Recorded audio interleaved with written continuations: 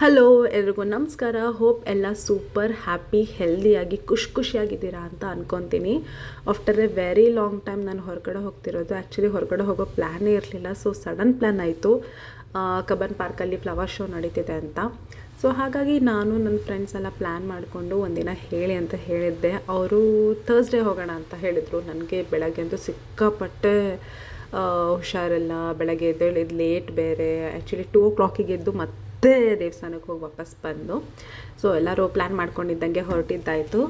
ಆಮೇಲೆ ಇನ್ನೊಂದು ಅಕ್ಕ ಪಿಕಪ್ ಮಾಡ್ಕೊಬೇಕಾಯಿತು. ಅಲ್ಲಿಂದ ಪಿಕಪ್ ಮಾಡಿಕೊಂಡು ನಾವು ಟ್ರಾಫಿಕ್ಕಲ್ಲಿ ಒದ್ದಾಡ್ಕೊಂಡು ಫೋಟೋಸ್ ತೊಗೊಂಡು ತರಲೆ ಮಾಡ್ಕೊಂಡು ಹೊರಟ್ವಿ. So on the way Vidhana Soudha ವೇನಲ್ಲಿ ತೊಗೊಳ್ಬೇಕಾದ್ರೆ ಇವ್ರು ಫೋಟೋಸ್ ಎಲ್ಲ ತೊಗೊಳ್ಳೋಣ, ಸ್ವಲ್ಪ ಹೊತ್ತಿಲ್ಲೇ ಟೈಮ್ ಸ್ಪೆಂಡ್ ಮಾಡೋಣ ಅಂತ ಹೇಳಿದ್ರು. ಸೊ ಹಾಗಾಗಿ ವಿಧಾನಸೌಧದ ಹತ್ರ ಫೋಟೋಸು ವೀಡಿಯೋಸು ಒಂದಷ್ಟು ತರಲೆ ಮಾತುಗಳು, ಅಲ್ಲಿ ಒಂದು ಸ್ವಲ್ಪ ಟೈಮ್ ಕೂಡ ಸ್ಪೆಂಡ್ ಮಾಡಿದ್ವಿ. ಸೊ ಬ್ಯಾಡ್ ಲಕ್ ಏನು ಅಂತ ಅಂದರೆ ಇವರಿಬ್ಬರನ್ನ ಕರ್ಕೊಂಡೋಗಿದ್ದು ತಪ್ಪಿಗೆ ಅವ್ರ ಹೆಲ್ಮೆಟ್ ಕೂಡ ಯಾರು ಎತ್ಕೊಂಡು ಹೋಗ್ಬಿಟ್ರು. ಇವರಿಬ್ಬರಂತೂ ಸಿಕ್ಕಾಪಟ್ಟೆ ಬೇಜಾರು ಮಾಡ್ಕೊಂಡಿದ್ರು, ಒಂದು ಹೆಲ್ಮೆಟೇ ಹೋಯ್ತಲ್ಲ ಹಾಳಾಗಿ ಅಂತ. ಸೊ ಹಾಗಾಗಿ ಒಂದು ಚಿಕ್ಕ ವೀಡಿಯೋ ಮಾಡಿಕೊಂಡೆ ನನ್ನಿರೋಂಥದ್ದು. ಆಮೇಲೆ ಅಕ್ಕ ಯಾಕೆ ನನ್ನ ವೀಡಿಯೋ ಮಾಡಬೇಡ, ನಾನು ಸೈಜ್ ಹಂಗಿದ್ದೀನಿ ಹಿಂಗಿದ್ದೀನಿ ಅಂತ ಹೇಳ್ತಿದ್ರು. ಸೊ ಮೇಯ್ನಾಗಿ ಹೋಗಿದ್ದು ಕಾರಣಕ್ಕೆ Cubbon park flower show. So ಹೋಗ್ತಾನೆ ಸ್ವಲ್ಪ ಬೇಜಾರಾಯಿತು, ಅಯ್ಯೋ ಟಿಕೆಟ್ಸ್ ಇದೆಯಲ್ಲ ಅಂತ. ಸೊ ಹಾಗಾಗಿ ಬೇಗ ಟಿಕೆಟ್ ಕಲೆಕ್ಟ್ ಮಾಡಿಕೊಂಡು ಒಳಗೆ ಎಂಟ್ರಿ ಕೊಟ್ವಿ. ಸೊ ಟಿಕೆಟ್ ಬಂದುಬಿಟ್ಟು ಪರ್ ಹೆಡ್ 30 rupees. ಸೊ ಮಕ್ಳಿಗೆಲ್ಲ ಫ್ರೀ. ನಾನು ಸ್ವಲ್ಪ ಬೇಗ ಒಳಗೆ ಹೋಗಿದ್ರೆ ಮಾತಾಡ್ಕೊಂಡು ನಿಧಾನ ನಡ್ಕೊಂಡು ಬರ್ತಿದ್ರು. ಆ್ಯಂಡ್ ಸ್ಟಾರ್ಟಿಂಗಲ್ಲಿ ಸಿಕ್ಕಾಪಟ್ಟೆ ಅಟ್ರಾಕ್ಟಿವ್ ಪೇಂಟಿಂಗ್ಸ್ ಇದೆ. ಸೊ ಸಾಕಷ್ಟು ಕ್ರಿಯೇಟಿವ್ನೆಸ್, ಬರ್ಡ್ಸ್ ಆಗಿರ್ಬೋದು, ಅನಿಮಲ್ಸು, ಸ್ಕಲ್ಪ್ಚರ್ಸ್ ಆ್ಯಂಡ್ ಈಗಲ್ಸ್, ಈ ಥರದ್ದೆಲ್ಲ ಪೇಂಟಿಂಗ್ಸ್ ಇತ್ತು. ತುಂಬ ಚೆನ್ನಾಗಿತ್ತು ಕ್ರಿಯೇಟಿವ್ ಆಗಿ. ಸೊ ಅದನ್ನೆಲ್ಲ ನೋಡಿಕೊಂಡು ಪೇಂಟಿಂಗ್ಸ್ ಎಲ್ಲ ಸಿಗ್ಬೋದಾ, ಕಸ್ಟಮೈಸ್ಡ್ ಅಥವಾ ಮಾರ್ತಿದ್ದೀರಾ ಅಂತ ಎಲ್ಲ ಶೋ ಆಫ್ ಮೇಡಮ್ ಇದು. ಸೊ ಕಸ್ಟಮೈಸ್ಡ್ ಅದೆಲ್ಲ ಸಿಗಲ್ಲ, ಮಾರ್ತಿಲ್ಲ ಅಂತ ಅಂದರು. ಸೊ ಈ ಪೇಂಟಿಂಗ್ ನಂಗೆ ತುಂಬ ಇಷ್ಟ ಆಯಿತು, ನೇಚರ್ ರಿಲೇಟೆಡ್ಡು. ಸೊ ಬೇಕಿತ್ತು, ಬಟ್ ಬ್ಯಾಡ್ ಲಕ್, ಅವ್ರು ಹೇಳಿದ್ರಲ್ಲ ಮಾರಲ್ಲ ಅಂತ ಹೇಳಿ. ಸೊ ಹಾಗಾಗಿ ಹೊರಟು ಅಲ್ಲಿಂದ ಮುಂದಕ್ಕೆ ಹೋದ್ವಿ.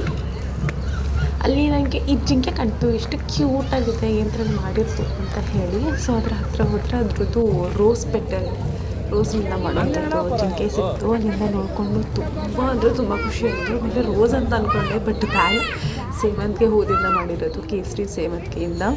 ತುಂಬ ಚೆನ್ನಾಗಿತ್ತು. ಆಮೇಲೆ ಇಲ್ಲೊಂದು ಅಟ್ರಾಕ್ಟಿವ್ ಆನೆ ಅಂತ ಅಂದರೆ ಸ್ಪೆಷಲಿ ನನಗಿದು ಫಸ್ಟ್ ಟೈಮ್ ಹಾಗಲಕಾಯಿನಲ್ಲಿ ಆನೆ ಮಾಡಿರೋದು. ಎಲ್ಲೂ ಈ ಥರ ನೋಡಿಲ್ಲ. ಹಾಗಲಕಾಯಿ, ನಿಂಬೆಹಣ್ಣು, ಟೊಮ್ಯಾಟೊ, ಕ್ಯಾಪ್ಸಿಕಮ್ನ ಯೂಸ್ ಮಾಡಿ ಆನೆನ ಮಾಡ್ಕೊಂಡಿದ್ದಾರೆ. ಆಮೇಲೆ ಇಲ್ಲಿ ನೋಡಿದ್ರೆ ಯೆಲ್ಲೋ ಕಲರ್ ಫ್ಲವರ್ ಮತ್ತು ರೋಸಲ್ಲಿ ಕರ್ನಾಟಕ ಮ್ಯಾಪ್ನ ಮಾಡಿದ್ದಾರೆ. ಆಮೇಲೆ ಇಲ್ಲಿಗೆ ಬಂದರೆ ನನಗೆ ಕನ್ನಡ ಚಾನಲ್ಸ್ ಅವ್ರು ಬಂದಿಲ್ಲ ಅಂತ ಬೇಜಾರಾಗ್ತಿದ್ದು, ಯಾರು ಇಂಗ್ಲೀಷವ್ರು ಬಂದಿದ್ದಾರೆ ತೊಗೊತಿದ್ದಾರೆ ಅಂತ. ಬಟ್ ಎನಿವೇ ಬೇರೆದ್ರಲ್ಲೂ ಸ್ಪ್ರೆಡ್ ಆಗಲಿ.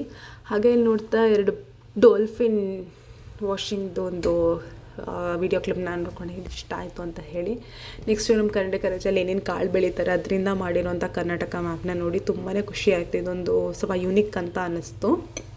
ಆ್ಯಂಡ್ ನೆಕ್ಸ್ಟ್ ಅದನ್ನು ನೋಡಿಕೊಂಡು ತುಂಬಾ ಕ್ರಿಯೇಟಿವ್ ಆಗಿದೆ, ನೋಡ್ತಾನೆ ಇರಬೇಕು ಅನಿಸುತ್ತೆ. ಬಟ್ ಬೇರೆ ಎಲ್ಲನೂ ರಿಕವರ್ ಮಾಡ್ಕೋಬೇಕಲ್ಲ.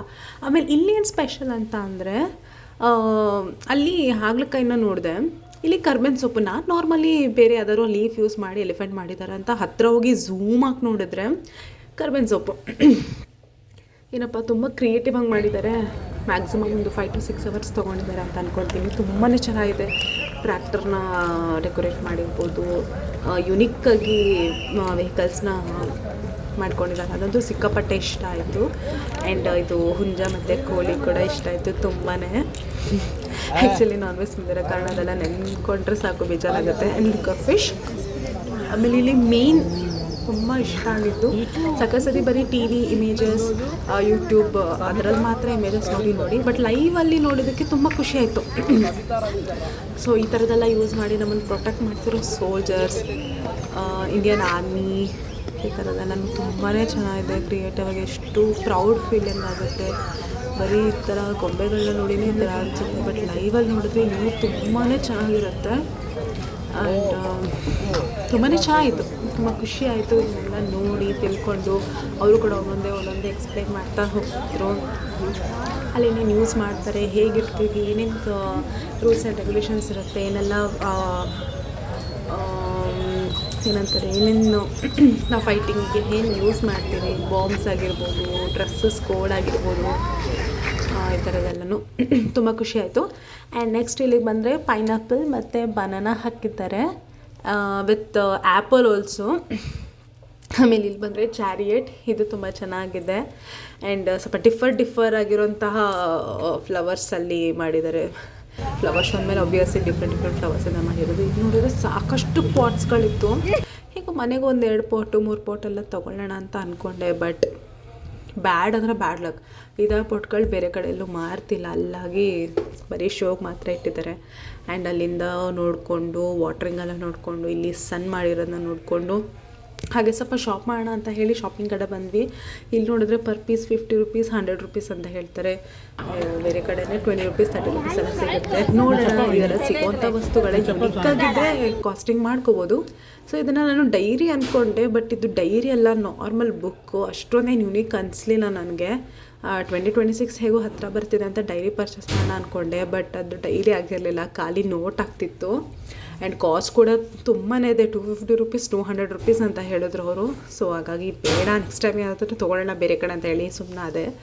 ಇನ್ನು ಸರಿ ಸುತ್ತಾಡಿದಾಯಿತು, ಸ್ವಲ್ಪ ತಿನ್ನೋಣ ಅಂತ ಹೇಳಿ ಇಲ್ಲಿಗೆ ಬಂದ್ವಿ.